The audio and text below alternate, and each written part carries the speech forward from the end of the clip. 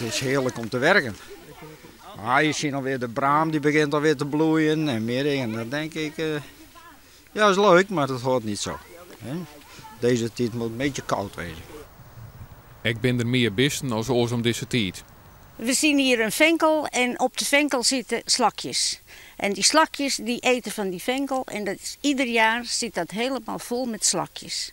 Nu is het al wat kouder, maar ze zitten er nog. En dat komt gewoon omdat het nog warm is. Het is 's nachts nog 12 graden. Zo gauw het kouder wordt, het is een beest wat heel veel vocht bevat. Dus dan gaat hij bevriezen en dan zorgt hij een veiliger onderkomen. Dit waarbeeld, dat we in augustus zien, hier eens meer bij deze tijd van het jaar past, maar dat bloot nou nog even uit. En dat komt goed uit. Op 16 verschillende plekken in Friesland binnen vrijwilligers de natuur in om te snoeien, zegen en skien te maaien. Liek hier in Oranje Wal.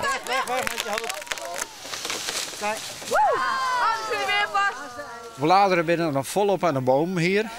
En dat is meestal niet zo het geval, want dat we dan Sinterklaas in tocht hadden, dan was er eigenlijk geen blad meer aan de boom. En dat is de laatste jaren, ja, het is een leuke gezicht, ik mag het wel zien, maar het is niet normaal. Deze mannen had ik alweer een record verbrutsen, maar juist de warmste 4 november eer. En ik joh, het is het maar zo'n 16 graden te warm voor deze tijd van het jaar. De temperaturen zijn uitzonderlijk.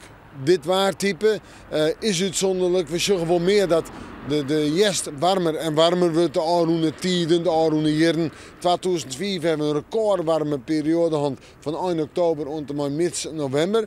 Maar nu juist er toch wel de hoogste temperatuur ooit met op 4 november. Dus een nieuw record, uitzonderlijk. We zijn hier bij de teunisbloem, die bloeit nog.